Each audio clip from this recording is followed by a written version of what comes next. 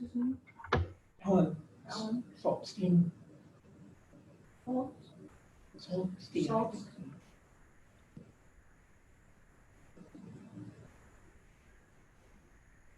Boy, we've got some early birds on here.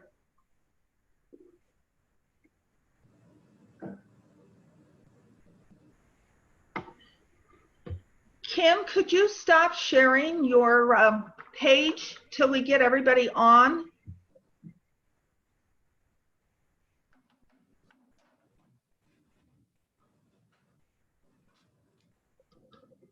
Is he the one that made the mention?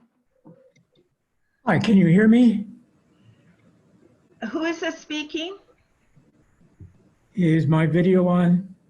No. Yes, could you take it down for a minute till we get everybody on and we officially start? We really don't start for another 10 minutes or so.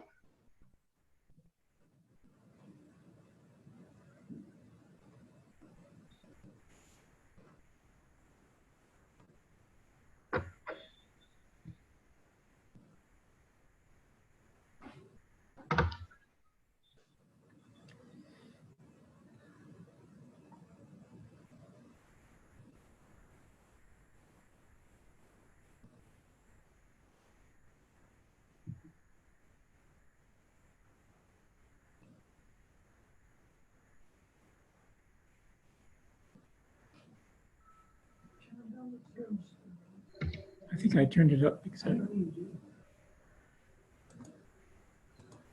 You don't need that noise.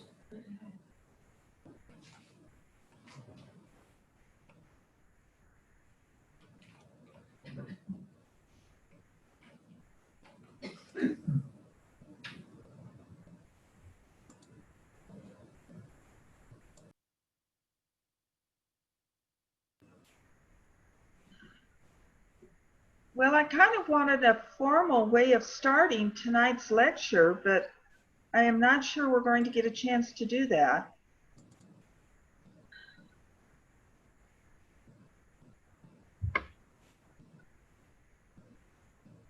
Technically, we do not start for another 10 minutes.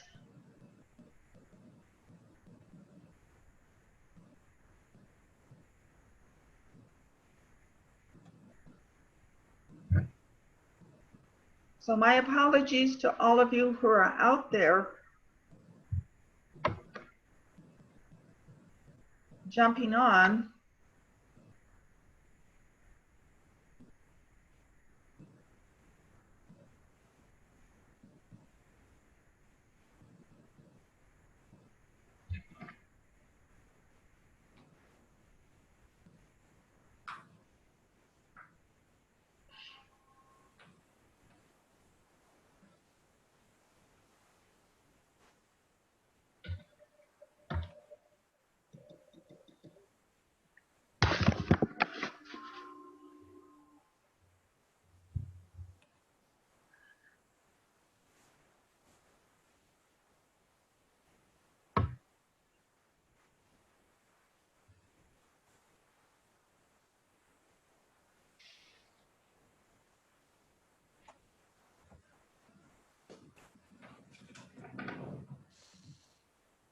Hello, Denise. Can you hear me?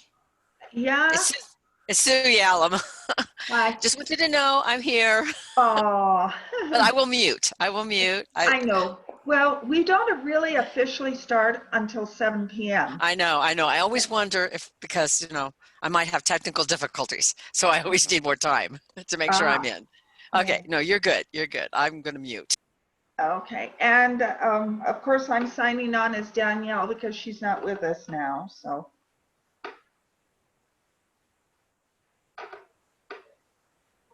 I just don't want to start because the people who are expecting this to start at 7, if I start now, then the people will be mad at me because the time was No, 7 don't start now. Huh? You don't have to start now. I'm just saying hi. Okay. Hi. Hi.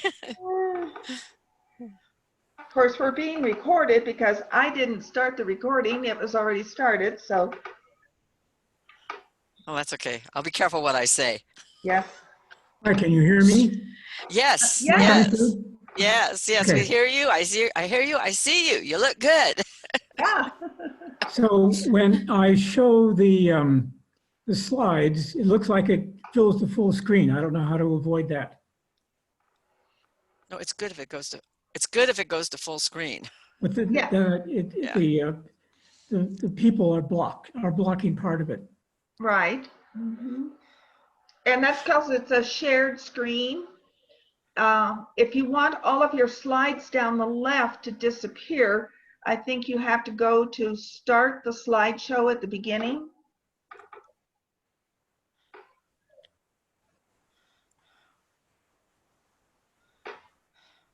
Well, on mine, I think I can close this.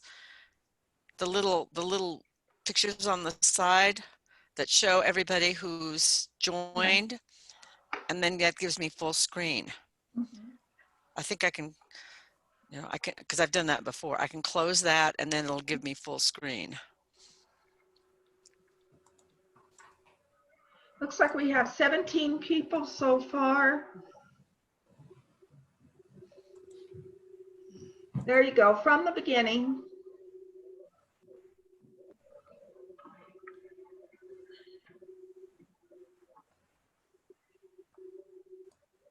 So there's these slides, There you go. but the people on the right block it. Can we make that smaller? Do you know how to do that? I think Susan was just saying. Mine is great. I have great. I could see your whole thing really great. I clicked in the corner of, I forgot what it was called. It's the list, it's the pictures on the left side that shows who's joining. Yeah. And I clicked in a box to close that. And now this is great. It's full screen. Yeah. But I'm going to mute. Okay. And what I did is I went to view, which is up in my upper right hand corner. I clicked on side by side speaker, and that took all the people away and left just your slides without the people's faces on the slides. Okay, I'd like to see the people's faces, Oh, well, let's see which other view. Okay, click on the one down that says side by side gallery, and you get your full slide plus the screen of people. Okay, how do I find that? On mine, it's in the upper right hand corner and it says view. And it's got 9 little squares to the left of it. If you click on that, it opens up a box that says side by side gallery. And that's what I clicked on. Unless we don't have a camera, then you're just going to see a black box with our name in it.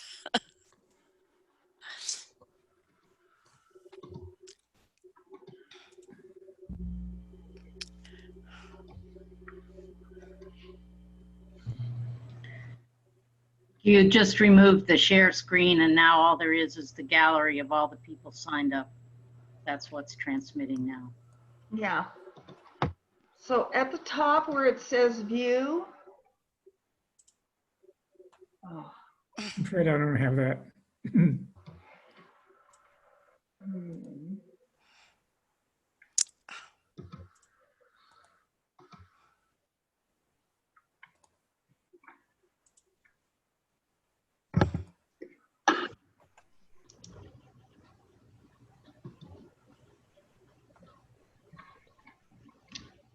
View, okay. There you go. Well, No. do you see where you are at? Can you go to the one that says side by side gallery? Afraid I don't. On my screen, it's in the upper right hand corner.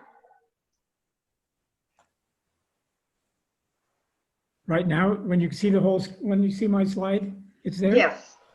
Right now it's perfect. I've got the gallery and I got your slide. Okay. But I don't have side by side, so I guess I'll just have to put up with. imagining what it is.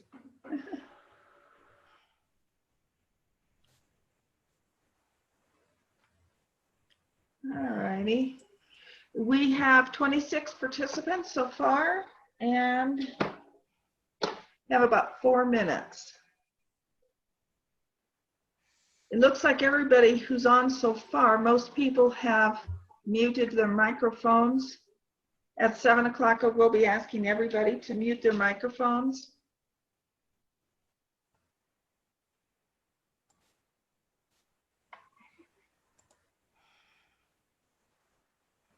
So are you going to introduce me a little bit?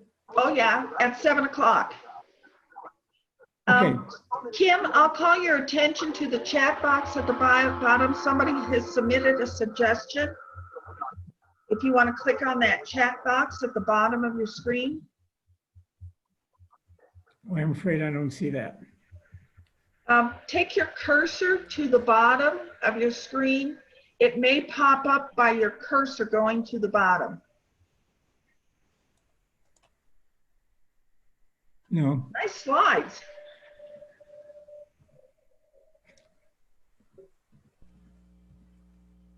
Woohoo. I'm afraid I don't see the chat box, but you can help me out on that, okay? Yeah, Alan is helping us too. Okay. Okay, we're up to 33 now. Anybody who's just joined us, if you would please hit your mute button on your microphone. We have discovered that if too many people leave their microphones on, we get a lot of strange sounds that cover over our speaker's voice.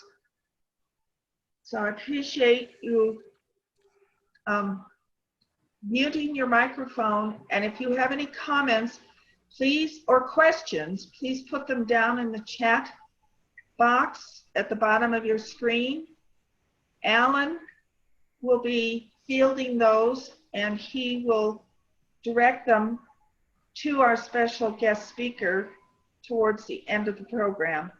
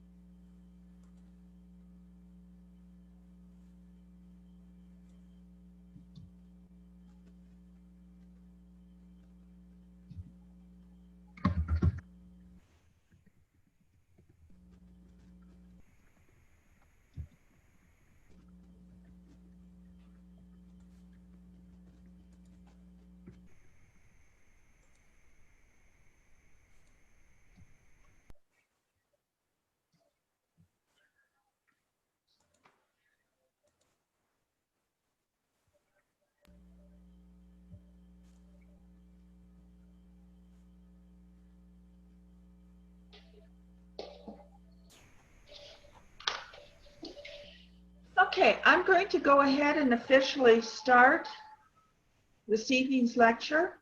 I'd like to welcome you all to Chimney Rock Interpretive Association's Zoom lecture with our special guest speaker, Dr. McKim Malville. And in just a moment, I will allow another Chimney Rock volunteer, Alan, to go ahead and introduce them.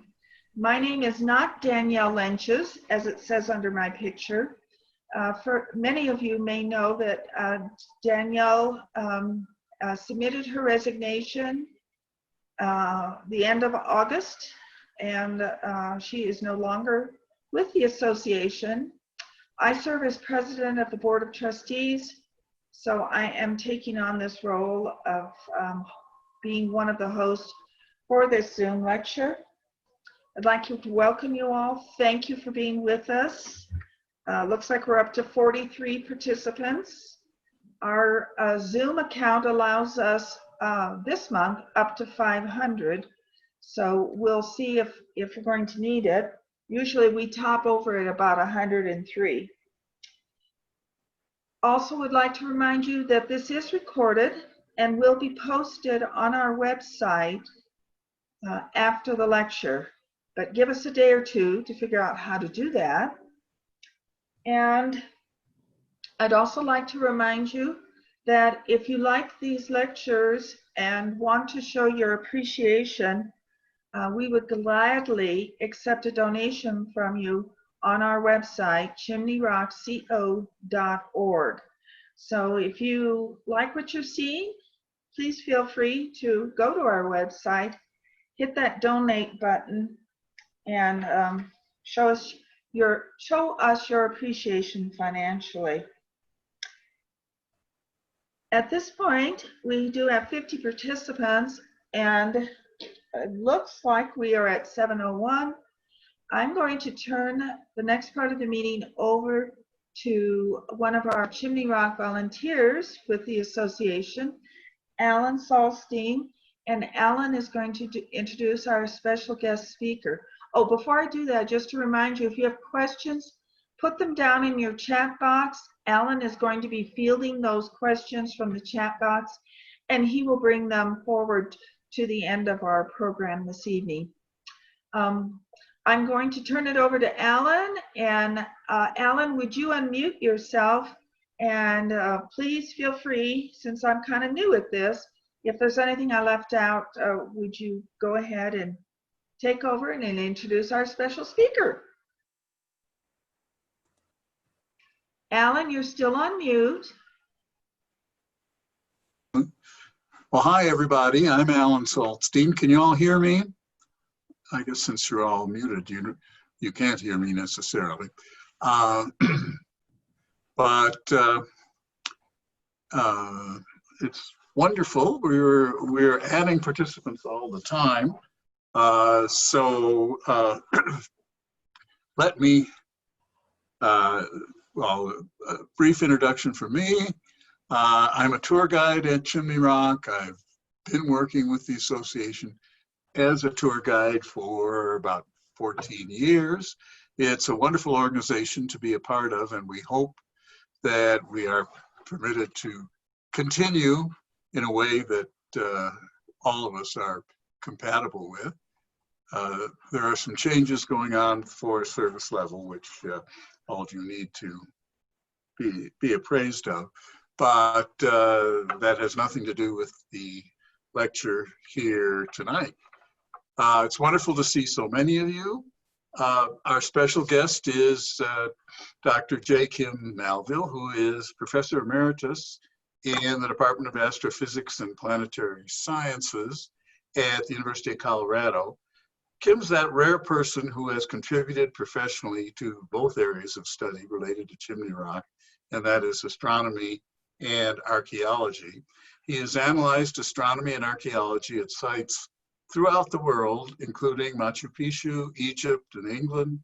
He is the author of 10 books and numerous professional articles. His work at Chimney Rock has led to much greater interest in our site. His discoveries here include the relationship between the Stone Basin and the Crab Nebula, and the connection between the Northern Lunar Standstill and the construction of the Great House.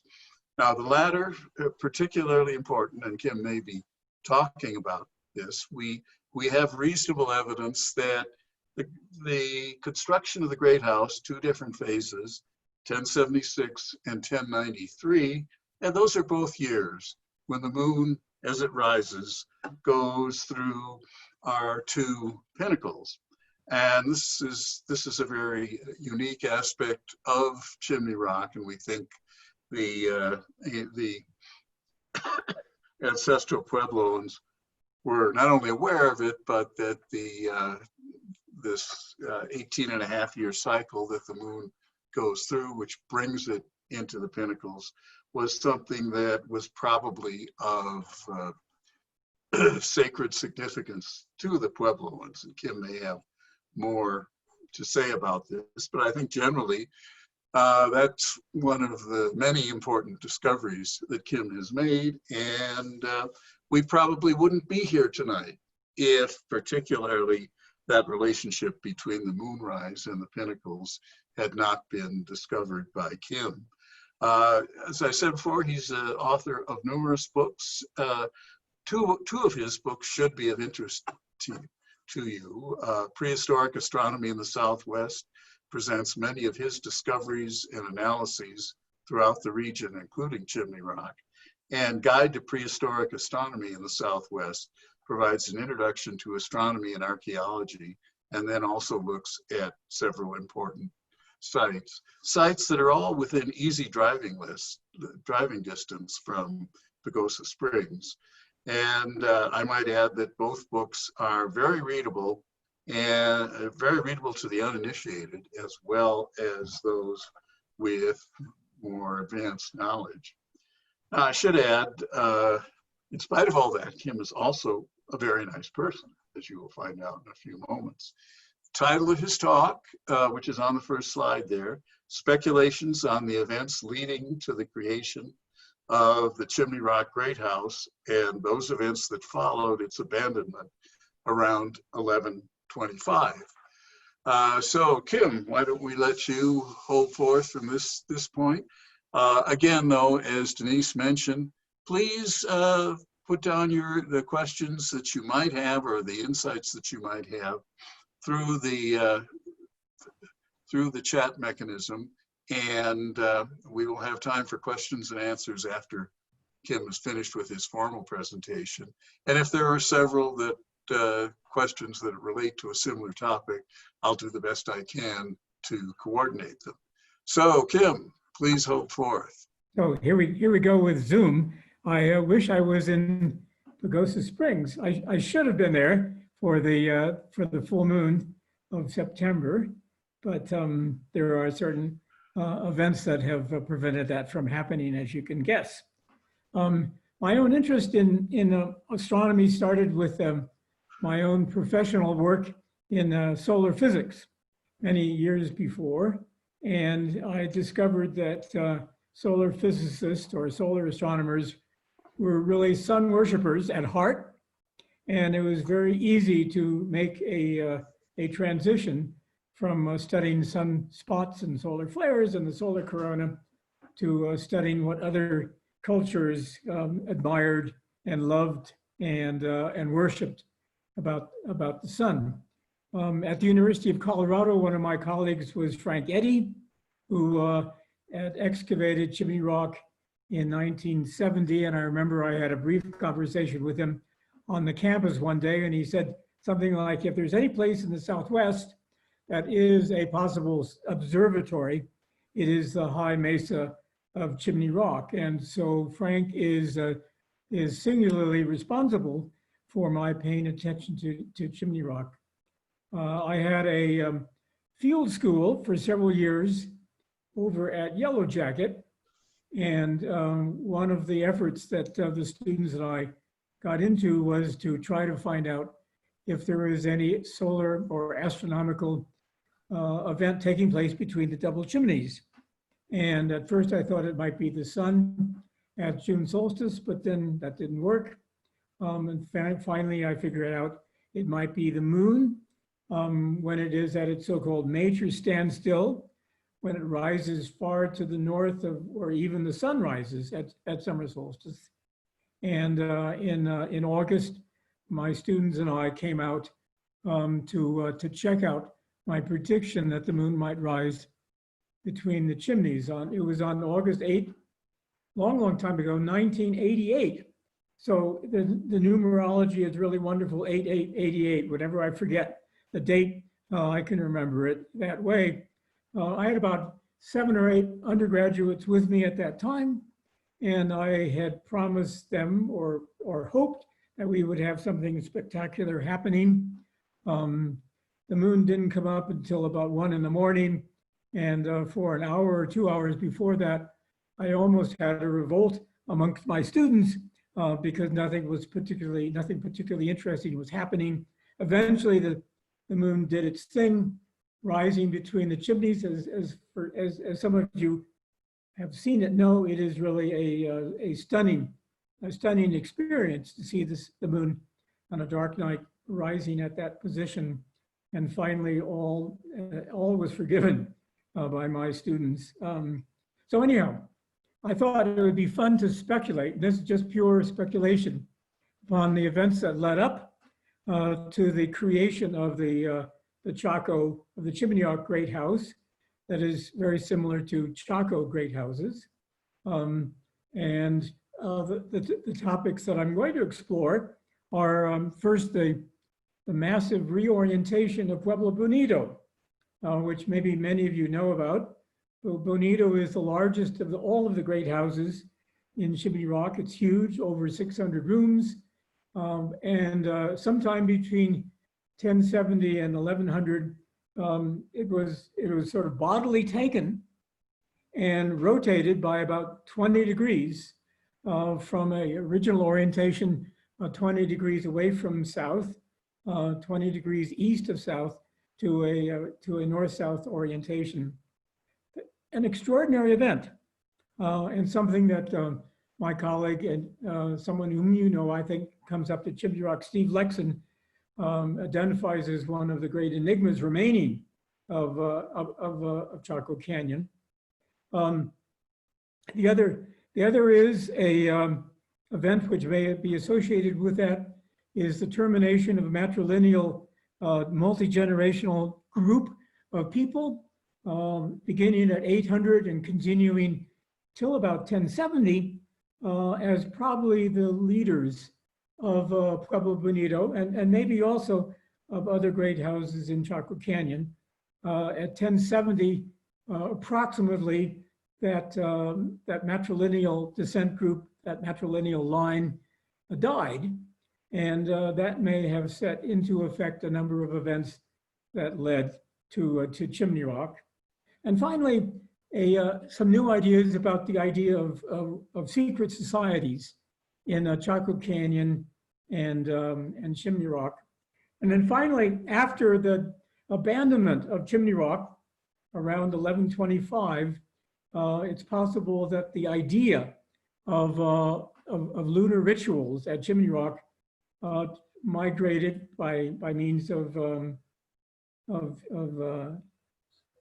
priest, maybe, a ritual specialist from Chimney Rock to Mesa Verde, and we see the effects of that migration at the Sun Temple and Cliff Palace even today. Okay, so before and after of Chimney Rock. So 3 topics are obvious. The Chaco connection, which has often been identified with Chimney Rock. The architecture of great houses is similar to the design of the Chimney Rock Great House, and hence there's been that identification with Chaco Canyon. And also feather holders. 2 feather holders have been found in Pueblo Bonito.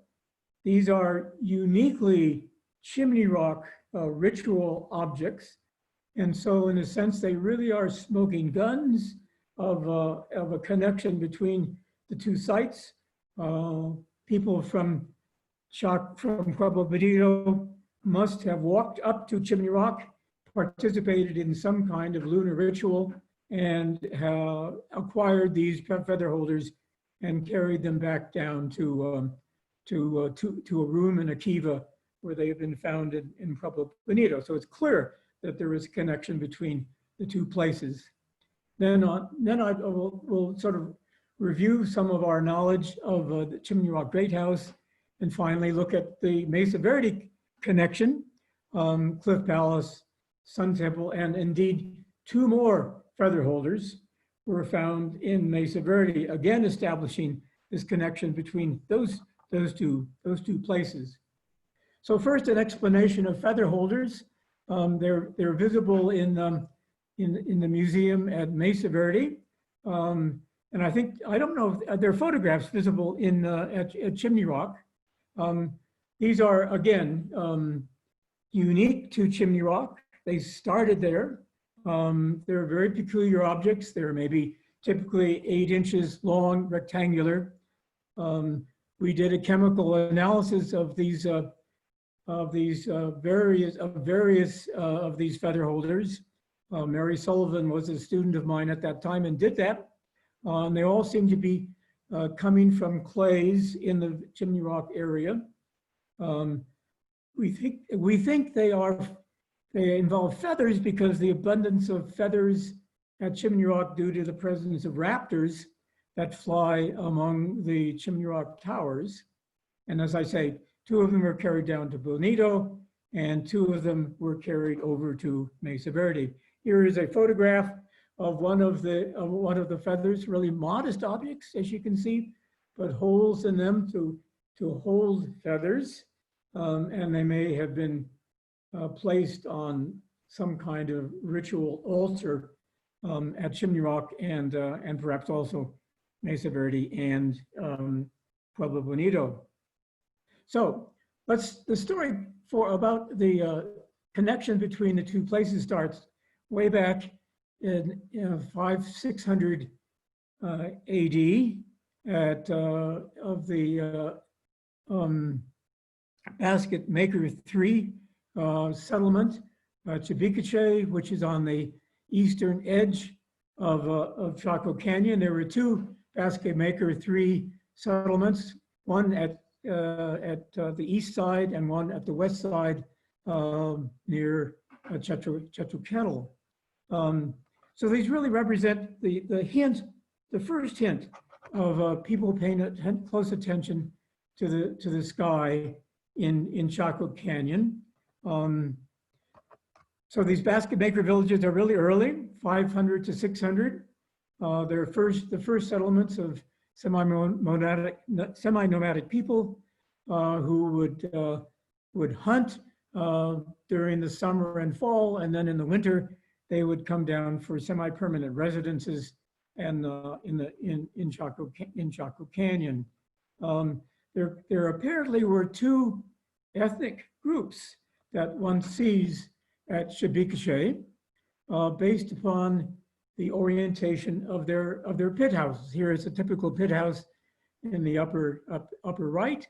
The houses are, there's a great kiva and 4 and 10 pit houses that are oriented to 154 degrees. That's some 26 degrees east of south, tilted.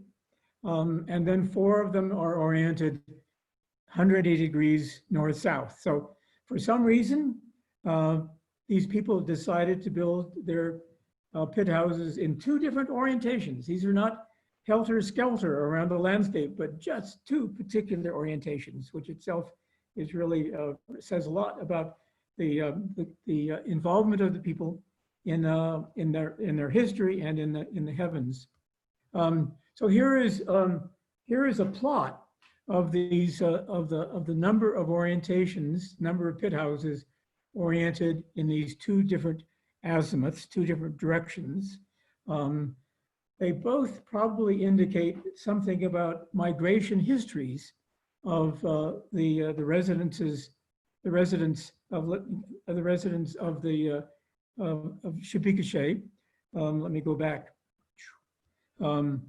Peter Pino, who many of you may know, points out often that we all came from the north. And we have 2 different north directions here. One due north, which is perhaps symbolic of a migration from the north, and the other off to the southeast or off to the northwest, which is in the direction of the gap between Mesa Verde and Ute Mountain, which gap people would have followed from the Great Sage Plain, namely near Cortez, to get into Chaco Canyon. So that orientation tilted away from north-south may really refer to the actual migration path of the ancestors coming into Chaco Canyon. Then a few centuries later, in the Dolores Canyon, in McPhee Village, which is near the Anasazi Heritage Center, on the west side of the river, there was a village in which the pit structures are all again rotated by 18 degrees, 18, 20, 15 degrees, that range east of south, just as part of the pit houses in at Shibikashi. And then across the river, close to McPhee Village, there is Grass Mesa Village, and all of the pit structures there are north-south. Very strange, something we haven't really figured out yet. It's nice to have a few mysteries, isn't it, in ancient archaeoastronomy. The reason for the tilt of the McPhee Village pit houses is unknown, uncertain. Maybe it was some kind of cultural connection between the Basket Maker 3 population, who were migratory, and those people living in the Great Sage Plain on the Dolores Canyon. Here is a graph of the structures at McPhee Village, and you can see they are just very, very clear that they're all tilted, and indeed the major structure that I've enlarged has been identified as a model for Pueblo Bonito, that perhaps the first form of Pueblo Bonito was built by people who have migrated from the Dolores Canyon down to Chaco Canyon, perhaps because of increased cold air pooling in the Dolores River Valley and a shortened growing season. So these are the tilted houses, and then here across the river are the pit houses that are north-south. Really rather extraordinary evidence of two different populations, two different ethnic groups, two different people who feel like their connection to the past is identified very clearly with the orientation of the buildings that they live in. So two different ethnic groups identified by the structures.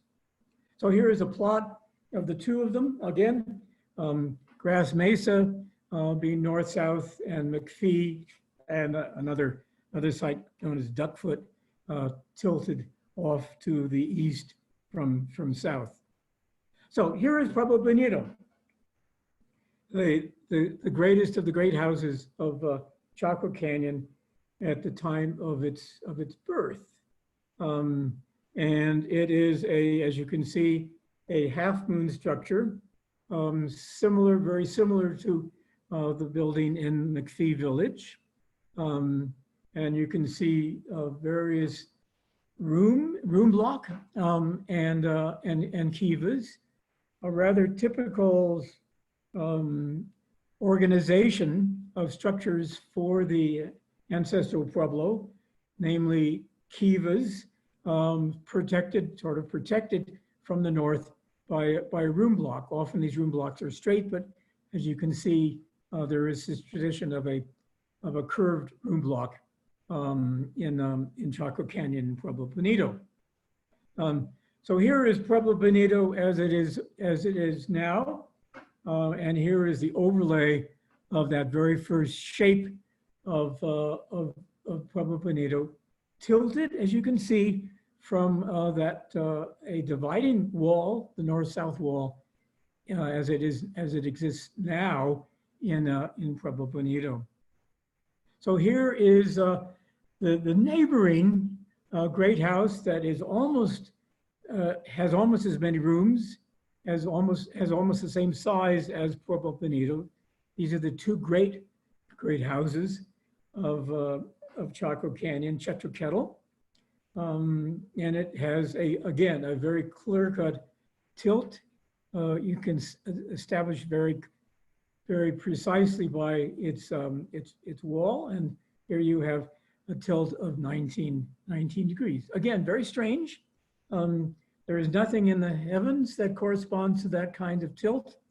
It is possible that as a result of this this ethnic tradition, it was also discovered that it might relate to the position of the sun at rise at June solstice.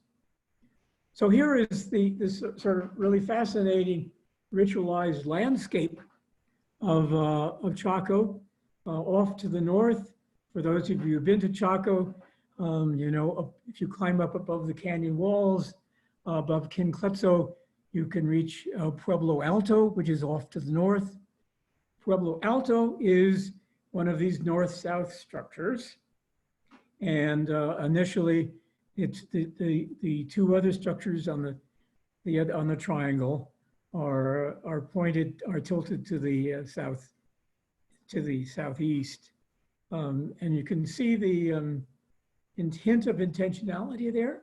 The two sides of the triangle are both very close to 1,100 meters. So here is Pueblo Bonito after it's been altered, considering the size of the structure, the number of rooms, and the number of kivas.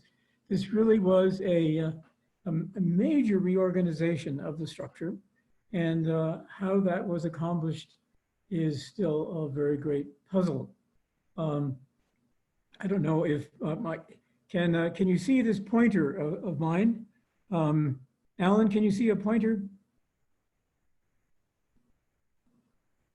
Well, there are two large kivas in Pueblo Bonito, and both of them are very, very carefully oriented north-south also, you know, in this parallel to this wall. So there's no doubt that north-south was the intended result of the reorientation of the kiva. So again, what happened? Why was it rotated? A huge architectural modification was required. Does this mean that the tilted Pueblo Bonito was taken over forcefully by another ethnic group, by people perhaps coming down from Pueblo Alto? No evidence of that at all. There's no hint of any violent invasion, forceful takeover of the Great House. So if people were there because of a particular ethnic orientation, ethnic belief, what happened to them? Where did they go? They certainly, it seems very unlikely that people who hold this orientation to be very important would just sit back and let the building that they live in or their children live in be modified in such a fashion. So big question mark. The north-south wall has been measured by my student, Andy Monroe, with a theodolite at 1/10 of a degree away from north-south. The perpendicular to that is only 2/10 of a degree away from north-south. And that's perhaps evidence of how that orientation took place. It was probably measured by shadow casting by a vertical stick or by a gnomon. And if you follow the tilt, the tip of the gnomon of the stick throughout the day, you can use that to determine very precisely an east-west line. And then if you draw a perpendicular to that, you get north-south. But the first thing you measure is east-west. And so the fact that east-west orientation is more precise than north-south is perhaps evidence of this this technique of shadow casting by a gnomon. So as evidence today of the precision of this orientation, here is a lapse time photograph of the sky taken from inside the Great Kiva, one of the two Great Kivas. You can see the illuminated doorway off to the north, and directly above it is Polaris. So really extraordinary success in terms of that orientation. Now, it's important to point out that due to precession of the Earth's axis of rotation, that that position of the North Star was not so located at 1000 AD. It was 6 or 7 degrees off, so they could not have used the North Star for that orientation. They had to use another technique, which again is probably shadow casting of a vertical stick. So one of the fascinating features of Pueblo Bonito, which has just recently been revealed, is analysis of elite burials in Pueblo Bonito. A very tiny room at the northern end of Pueblo Bonito contains a series of very, very elaborate burials. The first one was a 40-year-old man who had died of a head wound, but he was adorned with beads and pendants, turquoise, the most elaborate and wealthy burial that we know of in the Southwest. On top of him, there was another body placed, and wooden planks were placed on the top of the two, above 2 of them. 12 more bodies were placed in this room, a very tiny room, a room that towards the end of the occupation of Pueblo Bonito was at the far end of the building, not accessible from any doorway at all, only from a roof hatch. It would have been subterranean and dark, and it was this burial crypt that was used by a family for some 300 years. So here is a position of room that I've circled as room 33. It is, as I say, is completely submerged by subsequent structures in Pueblo Bonito, and it is the, as I say, perhaps you could identify the fulcrum of the reorientation of Pueblo Bonito. The rotation of it took place sort of around this area of the north. So it was, in a sense, it was sort of the unmoving center of Pueblo Bonito. I don't know if that was intended metaphor or not. So this unmoving center, there are 2 of the rooms, 28 and 30, and again, besides pendants and beads, there were flutes and ceremonial staffs, remains of South American parrots, and again, a tiny room, which was used as a chamber for more than 300 years, starting at the first occupation of Pueblo Bonito, the year 800. Here's an example of these gorgeous cylinder jars that probably were used for drinking and mixing to drinking cacao. And here are some of the turquoise pendants and shells from the West Coast that were associated with the burial. So this is no ordinary person. So what could have happened? How come this building was modified?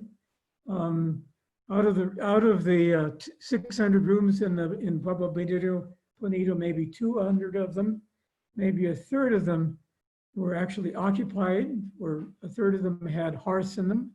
And so with an average of 3 people per room, that's 600 folks. Why did they allow if that's the case, why did they allow their home to be so modified? Perhaps, as I suggest, Pueblo Bonito may have been different from all the other great houses. There are 12 or 13 other great houses in Chaco Canyon. Some of them are tilted, some of them are north-south, and maybe it was sort of beyond a particular ethnicity, but I suspect not. So burial was sort of at the fulcrum, but it was of one particular group of people. But nice to, to think about the role of archaeoastronomy in all of this. We measure the orientation of that north-south very precisely with a theodolite.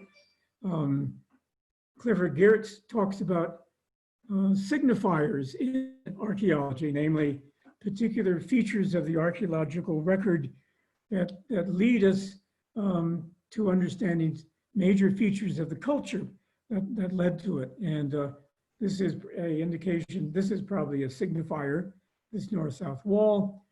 And it's also a wonderful example of the use of the powers of archaeoastronomy for revealing cultural change. So here is a list of the burials and the dates of the burials and their mitochondrial DNA that indicates they all are related, beginning at the very first 800 and continuing to the last, who died at 1070, plus or minus many decades, but still the most likely date for the death of that person is 1070, which is close to the time when the Great House was reoriented. So was it reoriented because of this of the death of the last member of this matrilineal line? Was there a new leader that took over a new tradition? As I say, this was a fierce and very robust architectural conversion. And after that, after this conversion took place around 1100, a new style of great houses was ushered in which every one of the great houses is at a location where the sun rises or sets at a prominent feature on the horizon, perhaps what we call theophanies or hierophanies. But anyhow, so this event that occurred between 1070 and 1100, we have no good dates on that wall, ushered in a major change in Chaco Canyon. And the question is, did that in any way influence the creation of Chimney Rock? Chimney Rock is north, Chimney Rock is tilted, as is Salmon Ruin and Aztec. All three of these may have been people or traditions that were carried northward from Chaco after this major revolution, architectural revolution occurred in Pueblo, Bonito. So what exactly were these great houses? There are three, probably, maybe more than that, but three major contenders for understanding the meaning of great houses. One of them is that these large, magnificently built, were simply palaces for royalty. These were kings and queens and lords and ladies that exerted power over a much larger community of great houses and outlying communities. Alternately, they were pilgrimage centers, which were used only for perhaps for a few times out of the year, perhaps primarily at the time of winter solstice, when people from outlying communities would walk into Chaco for dances and festivals and rituals and athletic games and matchmaking, perhaps occurring at the full moon closest to December solstice. That was a good time for people to come in because traders would also be interested in coming into the valley with grain, with corn, and perhaps with meat that they could trade with pilgrims coming into the valley. So it was a pilgrimage center as well as a trade center. And finally, it's a possibility that these were centers of secret societies. And we'll get onto that. This is an idea that has just appeared very recently. We'll get on to that in a few minutes. So anyhow, Steve Lexon, whom I'm sure many of you know, has been the main proponent that great houses were palaces, He says, oh, that's just obvious. How can it be otherwise? They're large, they're elegant, they dominate the landscape. They're just like palaces in Europe. Their size and where they were built sent out a message of importance of the inhabitants.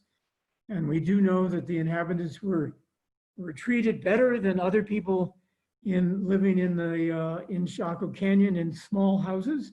They were taller, they were healthier, they probably had much more meat in their diet. Steve Lexon argues that this is really evidence of a stratified society: small houses on the south, great houses in the north, upper class, lower class, nobles and commoners. Very, very easy concept to understand. Roads, as he argues, were monuments. They were built unnecessarily large, but they were perhaps indicating, at least the Great North Road, a connection to the northern, eventually to the northern area of the Southwest. Many of these major roads led to great houses. They were especially large and impressive as they would enter great houses. So Steve suggests that there was a permanent population of maybe 2,000 or 3,000 people. He paints a very colorful picture of life in Chaco Canyon during that period of time. It would have been occupied year-round, not just at the time of festivals. And one can imagine people walking around from great house to great house, dealing with traders coming up from Mesoamerica who carried copper, who sold copper bells, macaws, cacao. Turquoise was coming in from the east, and it was a regular small city of 2,000 people, and surrounding that were outlying communities. Many of them, or each of them, containing some miniature version of a great house.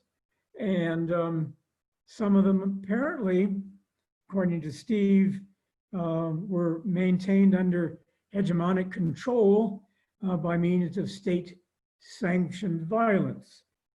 Threat of violence, he suggests, may have kept all of these people under the control of the kings and queens living in the great houses.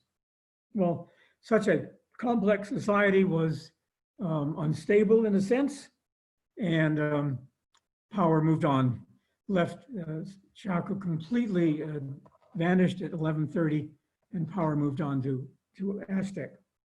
So a competitor is Larry Benson, who also lives in Boulder.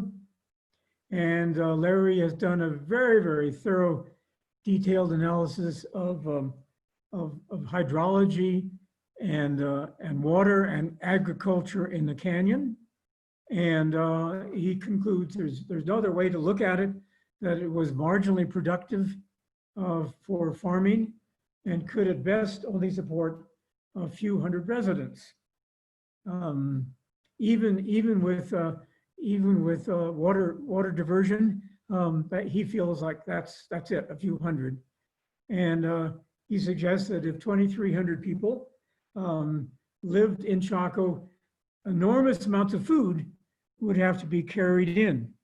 And he suggests that, it's astonishing really when you consider it, 11,000 porter loads of 45 kilograms each would have been required during a year to carry food into the canyon. I'm sort of pleased to say that Larry used an analysis by my wife Nancy of porters in Nepal to make this estimate. But anyhow, so the final story is that 30 loads per day would have to have been carried into the canyon to feed this large population. And it's really hard to believe that was a sustainable situation. If there was any kind of unhappiness or discontent in the area, some of those portaloads could have been stopped, and people living in Chaco would have been very vulnerable to siege tactics. So finally, a third one just recently emerged. It appears not very nicely described in a new book that has been published by Brian Hayden called The Power of Ritual and Prehistory, Secret Societies and the Origin of Social Complexity. And he develops the idea around solidarities or sodalities,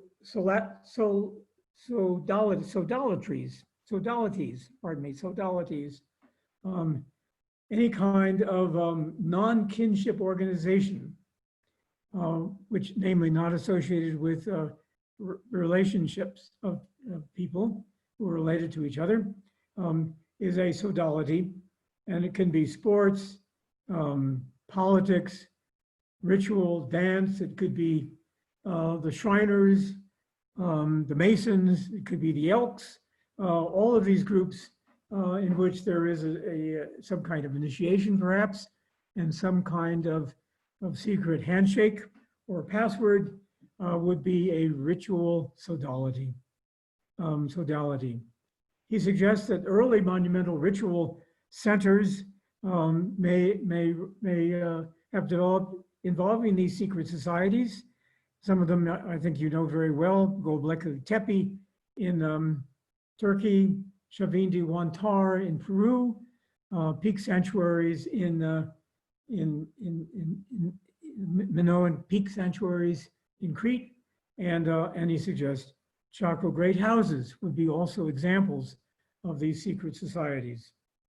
The main idea is that these were secret in the sense that they were still visible from people on the outside, but only people on the inside could have access to esoteric knowledge and supernatural power. Perhaps some of that esoteric knowledge was astronomical in nature, and this access to power and knowledge was used to dominate other people who were not members of that sodality. Pilgrimage sites were often managed by elite members of such a secret society who benefit from the event and controlled its mythology. So that doesn't sound too different from what we expect what was happening in Chaco Canyon. The social structures may have been compatible with the transformation of Pueblo Bonito, namely one sodality could have been replaced by another one. One secret society could have moved on and another one could have taken over. Since it's a relatively small number of people, that would not have involved any massacre or forceful takeover. And sodalities can easily move, and they could have been carried northward after the demise of Chaco Canyon, could have been carried northward to Saman ruins, to Aztec even, and to Chimney Rock. So Chimney Rock, as you well know, most of you, I suspect, have real affection toward Chimney Rock. It's on a high mesa, not a good place for raising children or for crops. But where it is, it provides a wonderful view spot for lunar standstill, which occurs every 18.6 years. We know the dates of construction of the Great House at 1076, and as Alan has mentioned, and 1093, established by tree ring dates. And each of these two dates coincide with major lunar standstills, namely at those times, people at the Great House could have watched the moon rise between the double chimneys. That event would have persisted for maybe 2 years or something like that. So one didn't need to wait for a clear night. Moonrise would have been visible for a sizable number of times. Now it's interesting that Taos Pueblo considers the Taos elders consider the rock towers of Chimney Rock to be shrines for the twin war gods. And there perhaps is a clue as to what the meaning of the moon arise between the chimneys was for the residents. Namely, here was the sacred moon. Both the moon and the sun were sacred for the Pueblos. Here is the sacred moon appearing between the two gods, the two Pueblo war gods, who by their efforts made the world safe for occupation by humans. So, could the Chimney Rock Pueblo itself have been a secret society whose tradition had been carried up from Chaco? The structure of the Great House, and especially of the Great Kiva, are similar to, but not identical to, those of Chaco. So the suggestion is that these were not really designed by or built by architects or stonemasons from Chaco itself. As one would expect from a secret society, ordinary people were excluded from the Great House. There was a guard house, which is on the lower part of this architectural diagram. The guardhouse completely spans the causeway leading up to the Great House, and would prevent anyone, unless they were permitted to enter the Great House, which really implies a sort of exclusivity that you expect from secret society. So we suspect that the leaders of the secret society, if that's the case, allied themselves or identified themselves perhaps with the twin war gods, and used lunar standstills and the major summer solstice events to enhance their ritual traditions and their ritual power. Well, so anyhow, around 1125, Chimney Rock was abandoned, as was the whole area of the upper Piedra River. It wasn't just Pueblo, it wasn't just Chimney Rock that was abandoned, but the whole area was denuded of people for some reason. Besides that, Salmon Ruin was abandoned at that time. I think there was a close connection between Salmon Ruin and Chimney Rock, but anyhow, it was a part of a major outmigration of the area. Two feather holders, as I mentioned, were found at Mesa Verde. So we know that someone in Mesa Verde had visited Chimney Rock at the time that it was functioning as a ritual center, and carried that information onward to Mesa Verde. I suggest that the two towers of the Sun Temple, which is across from Cliff Palace, may have been an attempt to replicate the two towers of Chimney Rock, namely the twin war gods. There is presently a wall around those two towers, but before the wall was constructed, they would have been visible from the four-story square tower, the painted tower at Cliff Palace. I might mention that we discovered this effect by setting up a theodolite on the wall of the Sun Temple, orienting that theodolite to the gap between the two towers, similar to the gap between the two towers at Chimney Rock, and then, as surveyors say, flipping the telescope, looking in the opposite direction, and there was the window and doorway of the four-story square tower of Cliff Palace. So here is the Sun Temple, and you can see the line between the two towers, the line that is tangent the two towers, and that is a very specifically and very well-defined line, and that line points off on the left toward Cliff Palace, and on the right toward Major Lunar Standstill. So those towers could have been replicas of the towers of Chimney Rock. Indeed, as one stands looking at these two towers, the one on the left is closer than the one on the right, which is exactly the same situation as at Chimney Rock itself.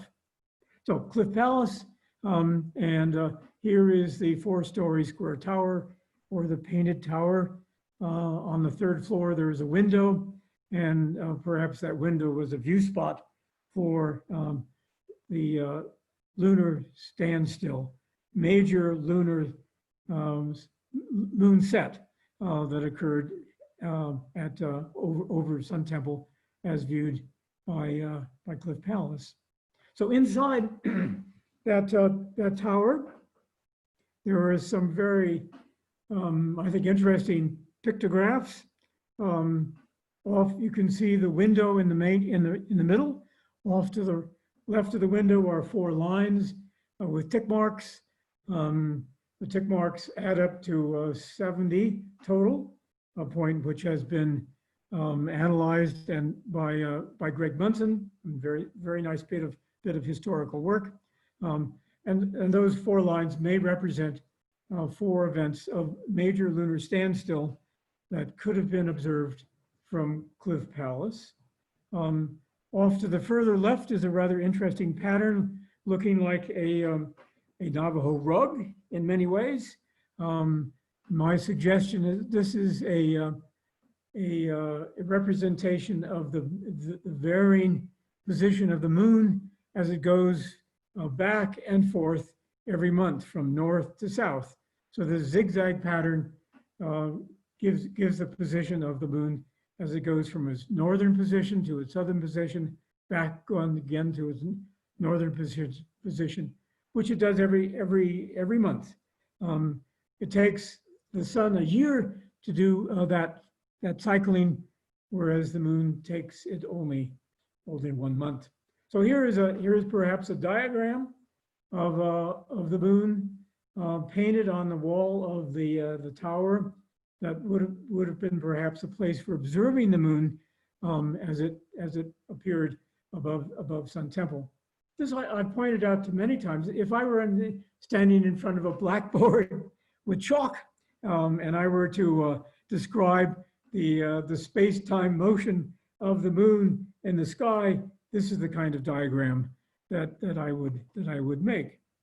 So the major standstill of the moon, here is a photograph taken by Greg Benson of the full moon setting over Sun Temple on June solstice.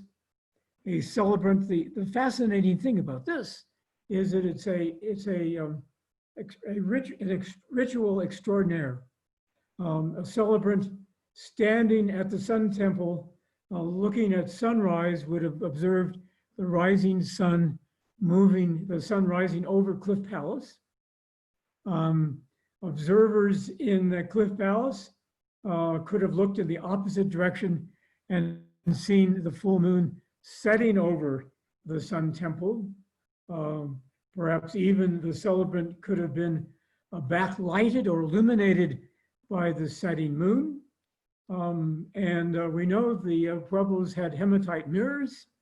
If there was a hematite mirror held by this celebrant to reflect the light of the rising sun at June solstice, one would have had absolutely extraordinary ritual event of both the setting moon over perhaps replicas of the twin war gods at the same time that the sun was rising at June solstice over Sun Temple, over Cliff Palace. I must say that if I were had been a astronomer priest in charge of ritual at that time, I would have organized it just this way. So that's a combination of Cliff Palace, Chimney Rock, and Chocolate Canyon. It's before and after. Okay, thanks very much.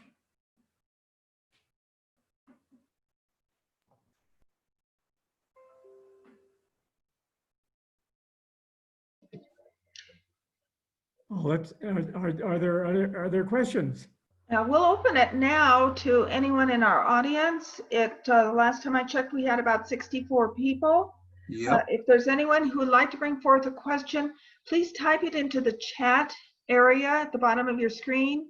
Alan is going to take a look at those and get them repeated loudly for us all to see. Yeah. So far, a nice comment from Roxine Eflin to everybody. Thank you, Kim. Superb. Is Chimney Rock open to visitors? And the answer to that question is yes, it certainly is. We no longer have, we have self-guided tours. We no longer have tours conducted by tour guides, but yes, we are open, and we would love to see all of you coming this year. And I might add that some of our tour guides are acting as roving interpreters.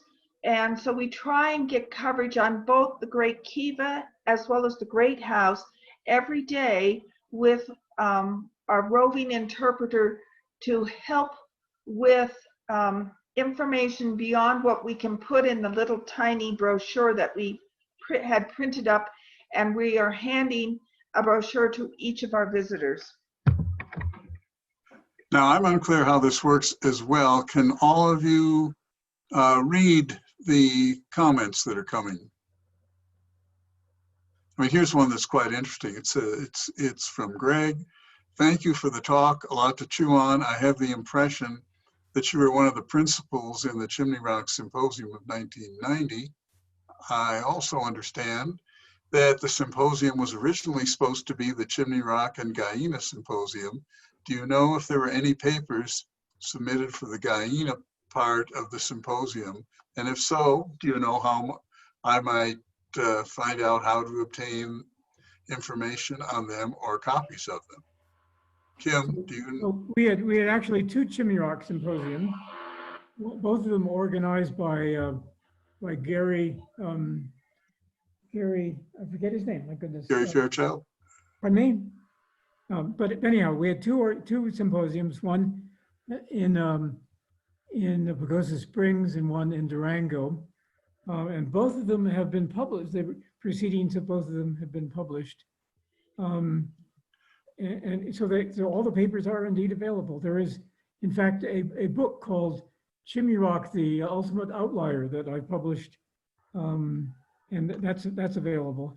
I think certainly in the Chimney Rock Visitor Center. Now, here are a couple questions that I'm curious about from Jason Cordova and from Ivy Marriott. Concerning the feathers holders, Jason wonders, how do we know they were feather holders? And Ivy asks, do we have an idea how the feather holders were used in association with astronomical events?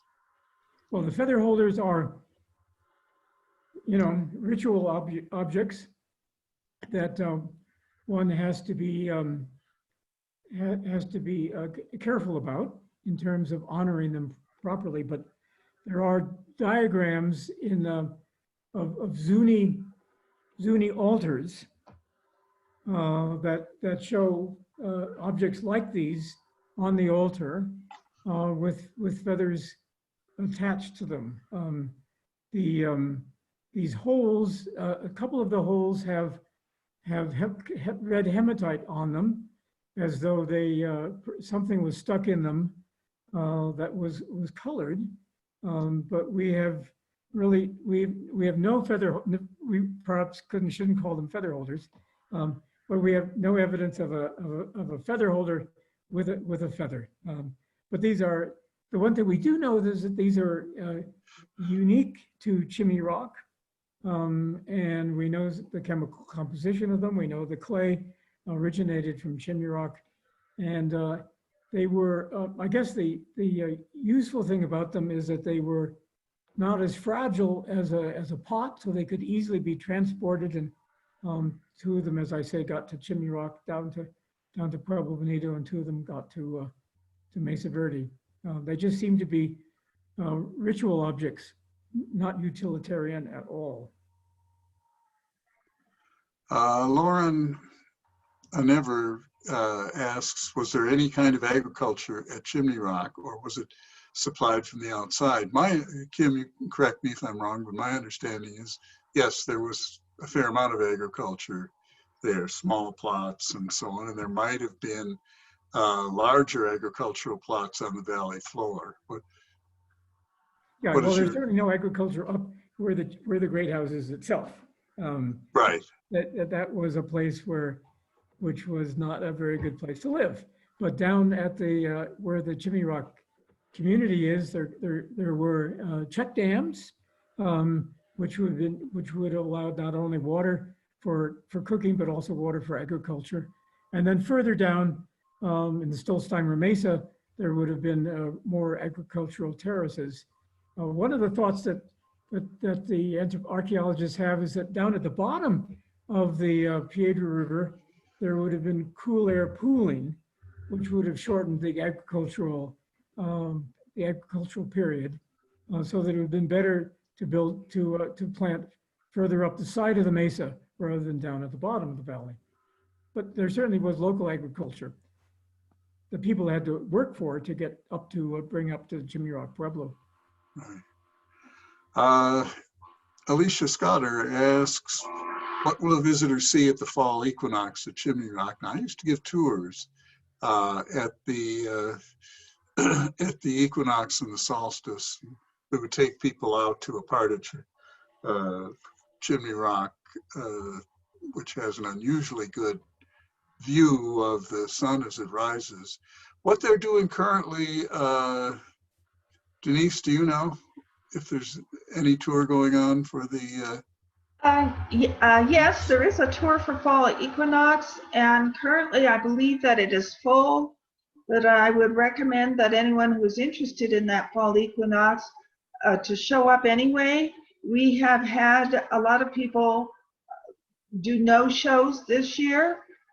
Just when we think we are full, we've had to decrease our numbers of attendance due to the pandemic crisis. So even though it looks like we have fewer numbers, I would encourage people, if you're interested in that equinox, to go ahead and show up anyway. It's And really I do a not cool know what thing the to plan see. is. Yeah, So we have yeah, it's really a cool thing to see. two wonderful events at summer solstice sunrise on the top that are very spectacular. It's interesting that even though the moon, which is not doing its thing right now, but will start rising between the chimneys around 2020, 2022 or something like that. Every solstice, every year we have the sun rising in a spectacular way. That is very nice to see. Yeah, hopefully we will have some tours during that 2-year period. Someone named Kim asks, did I see a T-shaped doorway on the 4th floor tower at Cliff Palace? Kim, was that a T-shaped doorway? I think there's a T-shaped doorway, not on the third. There are T-shaped doorways in Cliff Palace, of course, but I don't know about the 4-story square tower. Okay, and this from Susan Markley. Dr. Malville, do you think the zigzag patterns on textiles and ceramics like the cylindrical jars may also represent moon paths? Interesting It'd be question. wonderful if it does, but I doubt it. I think zigzag patterns are so easy to make. And some people have even suggested that the zigzag pattern in the tower is really a copy of a rug. It'd be nice if it goes the other way, but I'm not sure. I suspect, I don't want to carry this argument too far. I just want to suggest that the pictograph is the moon, and I don't want to make every Navajo rug a moon pattern. Question about when is Chimney Rock open and closed? We're not open year round. We will be open until the middle of October, and probably open again not until April 15th.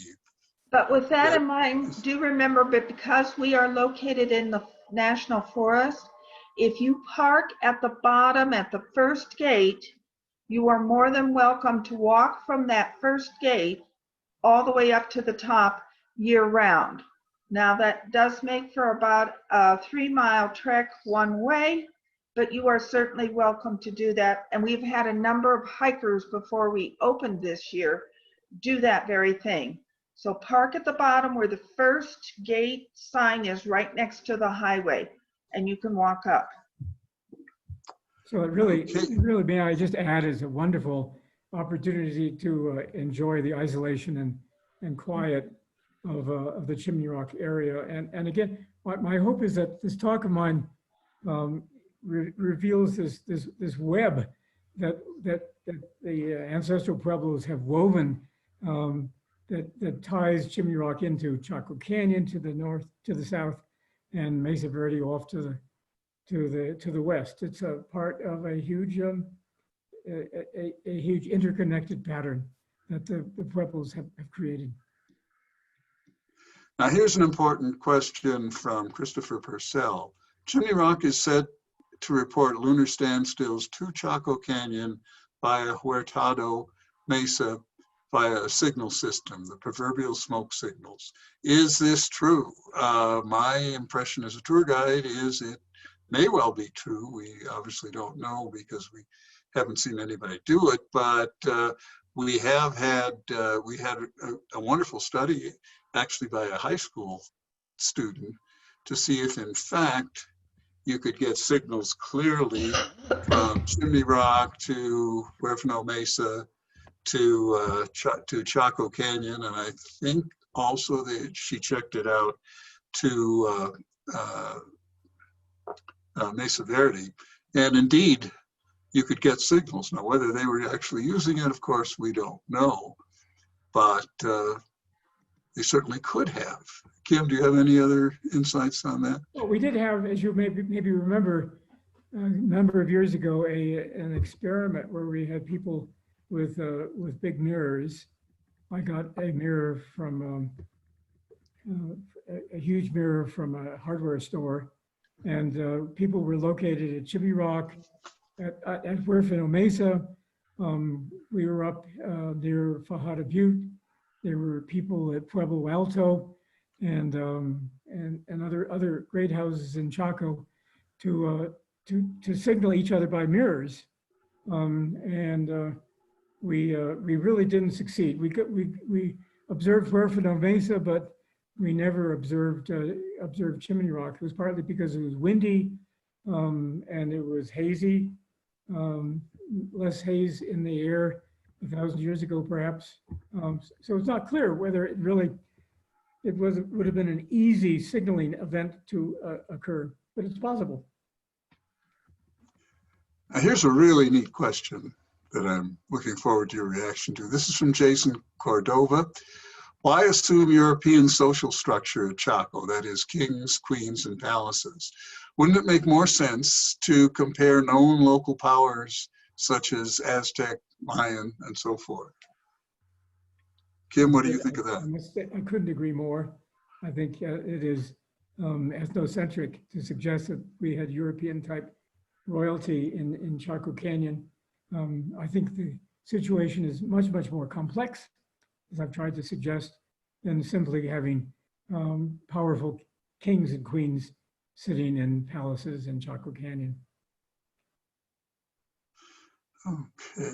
Okay, and but interesting question about what was the relationship between Chimney Rock and some of the civilizations that what we now call Mexico. The Aztecs, of course, were later, but the Mayans were not. The Toltecs were there. So that's one of those things I wish we knew more about. Steve Lexon thinks definitely there were connections to the civilizations that were in Mexico, and also to the Mississippi people. Many of those things I wish we knew more about. Here's from John Steinert, but I suspect it's from John's wife, Lennis. What is the orientation of the Great House and the Great Kiva at Chimney Rock? Is it the same as Pueblo Bonito? Well, it's the same as the original Pueblo Bonito, namely tilted by 15 degrees or something. It's the same as Aztec. It's the same as Quetzalcoatl.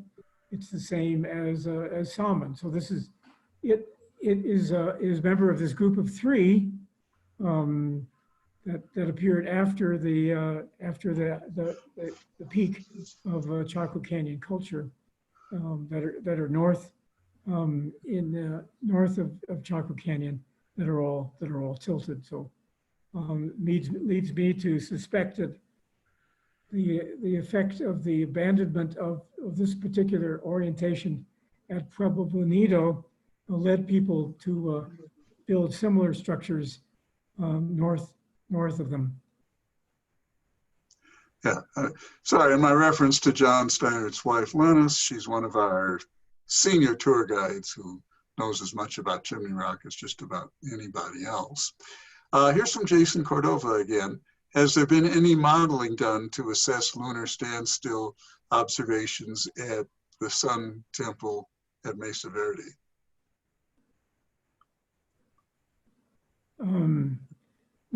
Not really, no. We use the planetarium programs like Stellarium that show that the moon sets over the twin towers of Sun Temple. So pretty simple-minded modeling.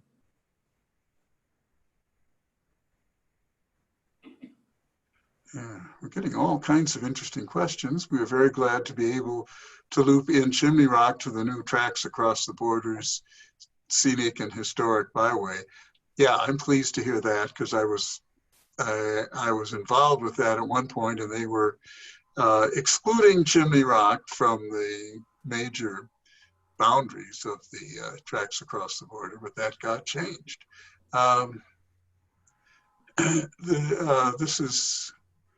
This is from Denise. Huerfano Mesa, 70 miles to the south. Thanks for mentioning tracks. Nice way to spend the day. Let's see. From Jason Cordova again. Modern pueblos have different moieties or societies. Could different societies explain different orientations of pit houses and the reorganization at Pueblo Bonito? I think the the historic pueblos have a sun watching tradition, but they don't have great kivas, and it does seem as though much of and there's no evidence of major lunar standstill observations amongst the modern pueblos. So there certainly were features of the culture of Chaco that are different from those of the pueblos today. Actually, this one is for you, Denise. Will the slides be made available online? Will we be able to put the slides on our website? Well, I'm assuming that as we're recording this, that it will come up just as it is that you're seeing it now. That's been my experience with others recorded Zoom lectures.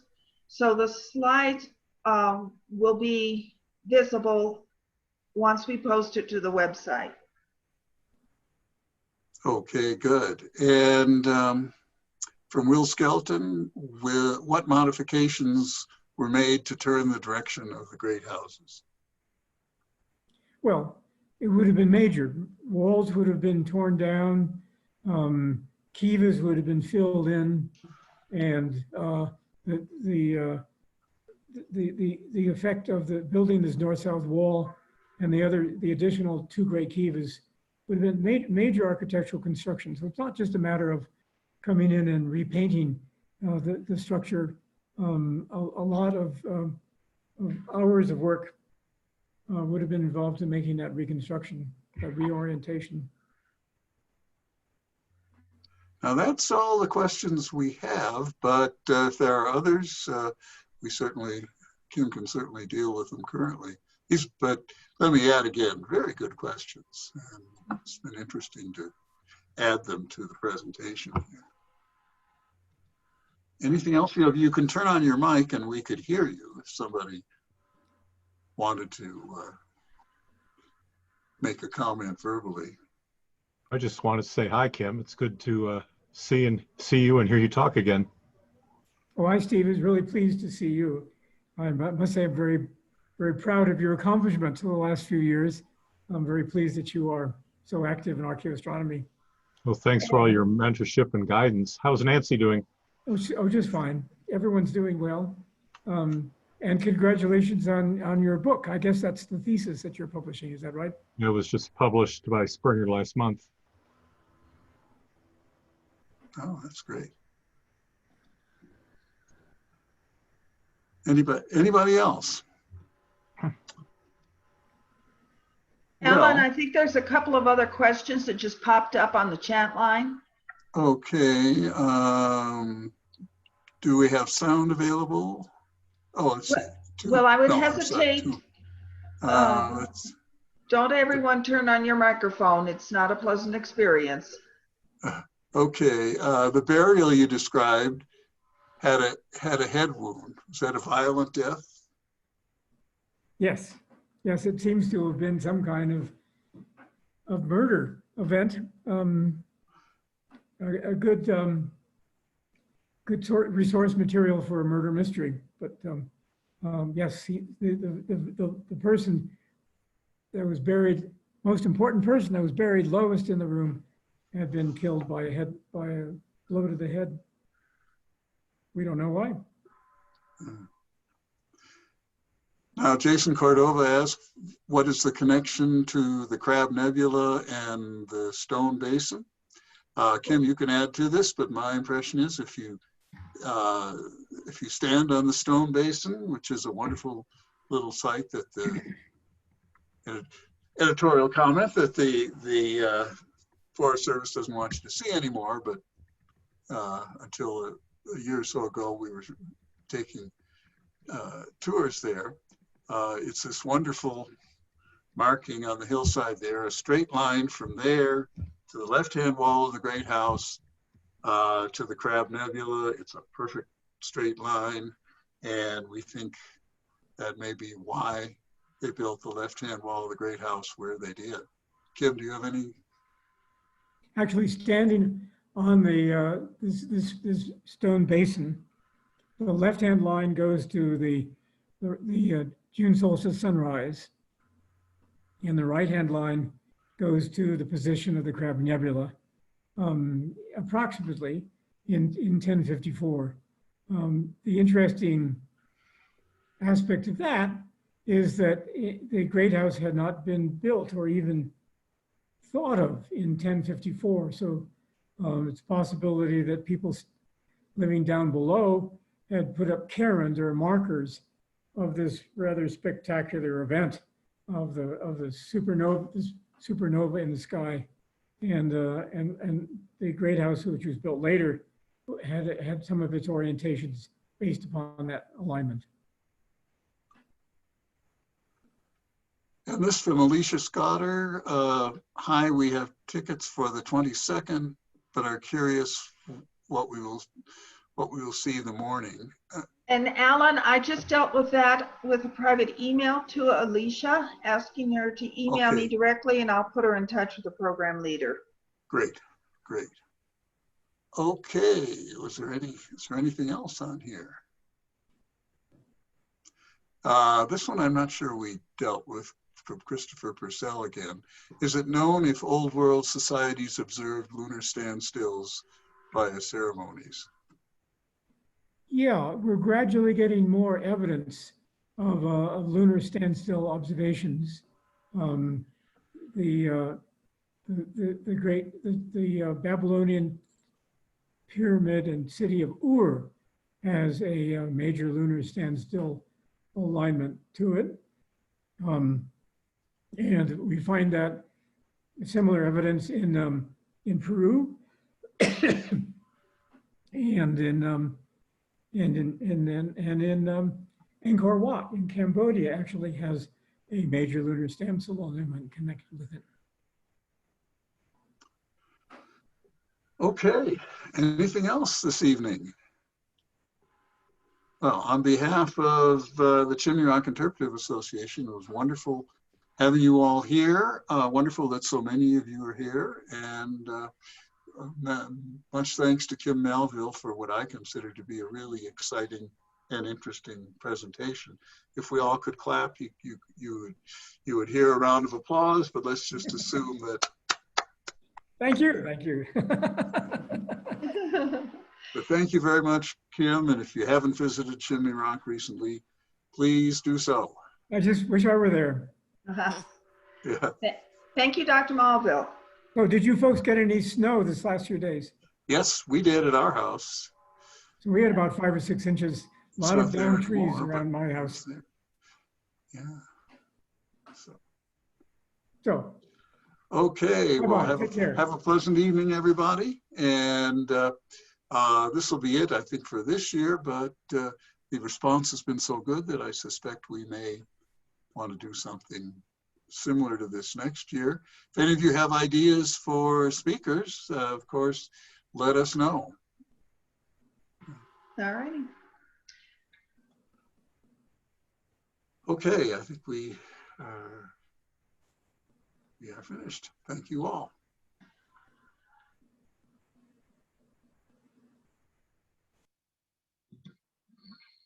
I'm ending.